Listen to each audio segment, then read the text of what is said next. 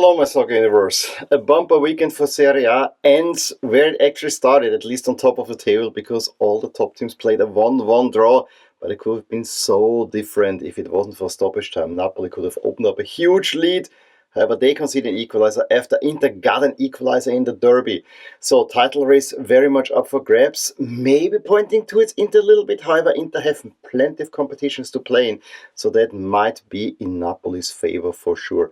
We also had a couple of huge results on the bottom of the table. And, also the Champions League race is also still quite open. And after a rather poor performance by Italian teams in Europe, and I'm pointing my fingers at Juve and especially Milan, the fifth Champions League spot is a little bit more on shaky ground now because the Spanish teams did pick up quite some points. So get your act together, Serie A. That much is for certain. Thanks to Lusk playing on Saturday evening, I didn't see the Milan derby live, which really hurt a little bit. On the other side, I would have lost so many nerves. But before I want to go into the games, I want to actually talk a little bit about the transfer window. I mean, there were some crazy transfers. And it was absolutely mad, especially from a Milan perspective, where you suddenly have 5 new players and you shipped out 5 players, I think.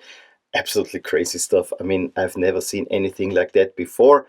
And my main worry there is that, you admit that you made errors in the summer transfer window and now you try to fix it on such a short-term basis. I mean, 3 signings were made yesterday on the deadline day and another one, Santi Jimenez, was already over the line, but also relatively late in the window. I don't think this is great business because you do not have much time to work with these players because the schedule, thanks to you losing at Zagreb, is absolutely full. While I think most of the signings have been good, and I think Kyle Walker showed in the derby that he can be an improvement on the right side, I still think the jury is out. Santi Jimenez will be thrown into the hot water.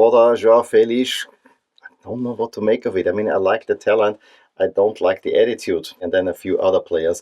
I really didn't like seeing Benacerrego. I was absolutely flabbergasted. Not surprised, but flabbergasted. Davide Calabria, there was no indication that he might leave. He's out of the door. So his last action for Milan was actually fighting with coach Conceição. Tells you something. Morata, I don't dislike the move because I don't think he was a good fit anyway. Although I will always remember his goal at Real Madrid.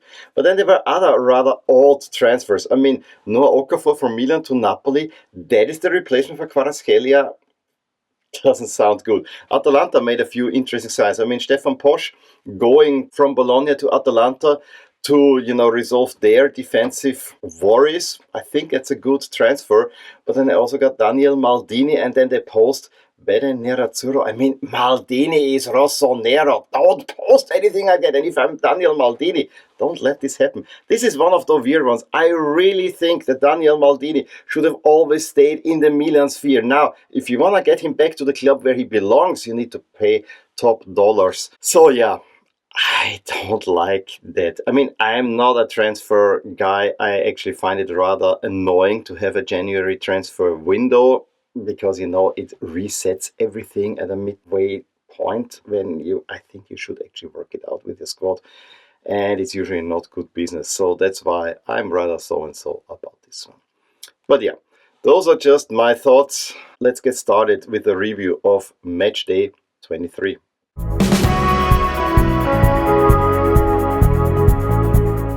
The weekend started with a huge 3-1 win for Lecce at Parma, despite Parma taking a lead. However, there was some contention because first the Kristovic goal was disallowed for offside, then Parma get the penalty, the Valeri converts, however then almost immediately after the kick of Kristovic with a great hander gets the equalizer, and in the second half Pierotti scores a brace, lifting Lecce a little bit out of trouble, and a big chance missed for Parma to actually survive. Similar story for Verona, who win thanks to a Lekovic own goal in the 13th minute at Monza. Monza continue their form of being a team that plays well but doesn't get the results, and at the moment, and now also with the loss of some of their best players, really look like a team that they are going down. Verona might look at another Serie A year. And Venezia also let go of an opportunity to grab at least a point from a team where you wouldn't necessarily expect them to grab a point. They lose 3-2 at Udinese in a game that really came alive in the second half. Lorenzo Lucca gave Udinese the 1-0 lead, and then Lovric in the 52nd doubles it up. However, a really nice free kick by Nicolussi Cavilla gets Venezia back in the game, and they get then the equalizer to Gütke in the 78th minute. Might they be pushing for a winner? No. Bravo after an Uma Soler assist gives Udinese the 3 points. They stay mid-table. Venezia, again, might be a return trip to Serie B. On Saturday evening, Atalanta again dropped points, this time a 1-1 at home to Torino, despite having a goal disallowed. It was a handball by Bellanova. Jim City giving them the lead, and late on Retegui missing a penalty, so the 3 points would have been there. It's still not a title push for Atalanta, who are also running out of defenders. Maripan gets Torino the equalizer in the 40th minute, but the Toro still stays very much mid-table. Meanwhile, Bologna keep on racking up the points. Better points than last season at the same stage. It's a 2-0 over Como. De Silvestri opening the scoring after Licognani's assist, and Fadera for Como is sent off for unsportsmanlike conduct, and Fabian in the 66th minute doubles it up.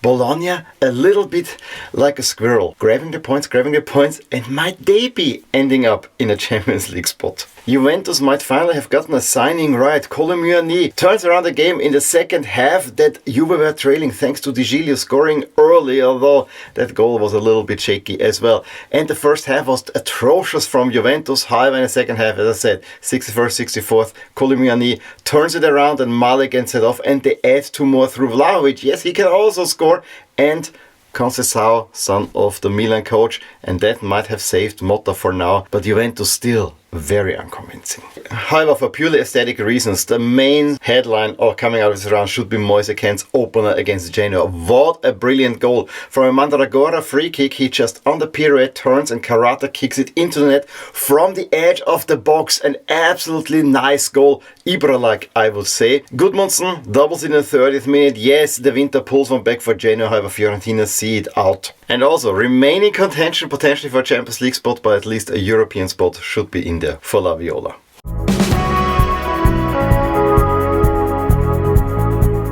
And then the early evening kickoff on Sunday saw one of the crazier and more dramatic Milan derbies of recent memories.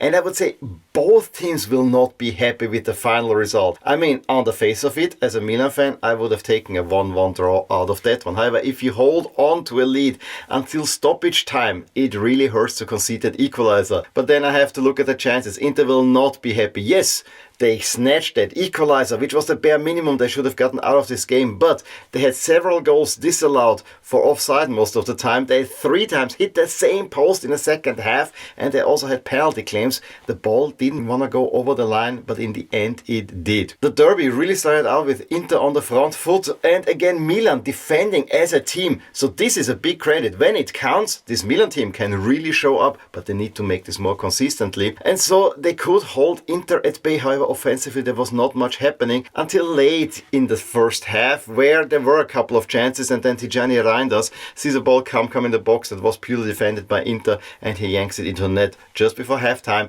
Milan take the lead. They seemingly have Inter's number this season. Second half, an onslaught by Inter. Milan more or less holding tight, but it was luck, penalty claims 3 times the same post. On the other side, there was a counter-attack where Karmada has the ball and he takes a shot. It was not a bad shot, but it was from far out, and he had better option with Reinders and Chukwueze on either side. I think more could have been gotten out of that one as well. Still, it looked like that Milan are holding on, but in the end, it is a botched clearance by Jimenez. I think that falls to Barella, who plays it over to newly acquired Zalewski. Cross in, and De Vrij with his weak foot gets the equalizer in the 3rd minute of stoppage time. So late heartbreak for Milan, a little boost for Inter, but overall Inter probably should have won this game, despite everyone saying that the draw was a fair result.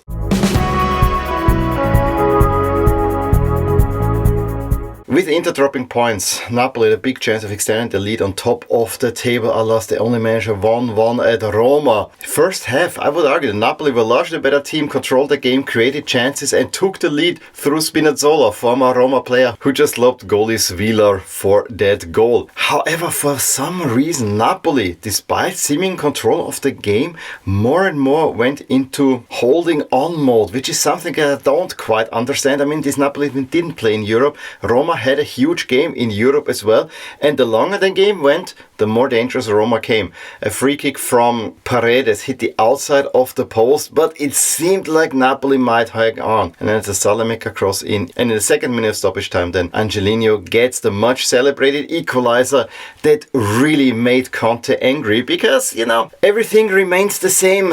And Napoli could have had a huge lead on top of the table if it wasn't for stoppage time.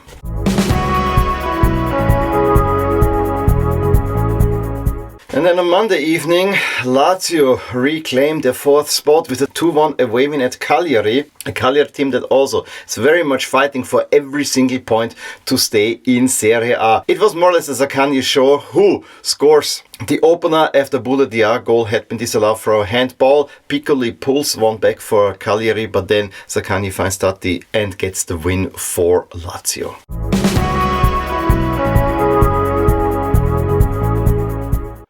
As I already said, nothing really happened on top of the table. Napoli still 3 points ahead of Inter. Inter have a game in hand that will be played very, very soon. And then Atalanta is also a little bit behind. If Atalanta would have gotten that win, they might have gotten themselves back into a potential title race, although I think that Inter will win that game in hand, and then the gap opens up a little bit more to Atalanta, relatively safe. Then, we don't know yet whether Serie A will have 4 or 5 spots in the Champions League. At the moment, Lazio look in good position. Juve also much better position than the performances would suggest. Fiorentina and Bologna are relatively stable, and it will be a huge hill to climb for Milan, who have a game in hand at Bologna. At least I know that when it counts, Milan show up, but it doesn't really fill me with confidence. And then Roma is also kind of coming from the back as well. And on the bottom, it is super tight. I would say Genoa is just about safe, but then between Hellas Verona and Parma, there are only 3 points from 13 to 18. Super, super tight. Venezia, Monza, I think those will be the 2 relegated teams. And then there are a few that are on the cusp, but I still think the Parma looks the most likely to go down.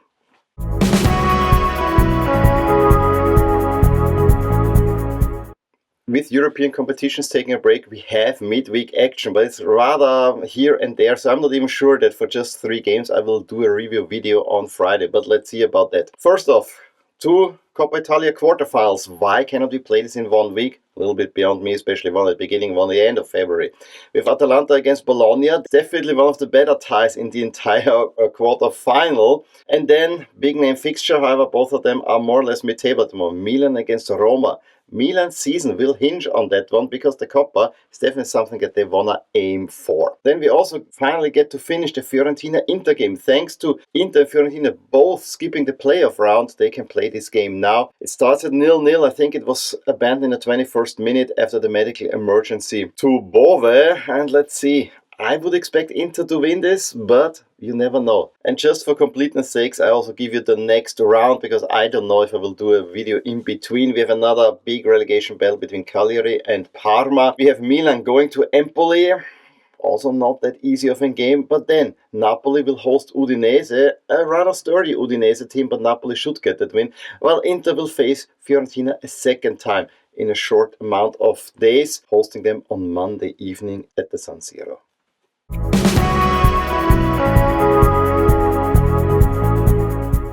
So those are my thoughts from Serie A from the past weekend. Quite an interesting round, and then in the end nothing really happened. Maybe on the bottom some stuff happened, and we know that Bologna is a rather sturdy team that might grab a Champions League spot potentially, and Juve and Milan are on the outside looking in. Let's see how it will turn out. Let's see how the transfers will turn out. Please let me know in the comments below what you thought about the results, the transfer market, anything that you want to comment on Serie A. Give me a thumbs up if you enjoyed this video. Subscribe to my channel if you want to see more. I'll talk to you soon about more things in my Serie A universe. Bye! Hey there! I really hope you enjoyed this video, and if you did, here are some videos and playlists that you may enjoy too. Also, please consider subscribing to my channel and hit the little bell icon so you get notified whenever something happens in my soccer universe. And with that, have a wonderful day. Bye!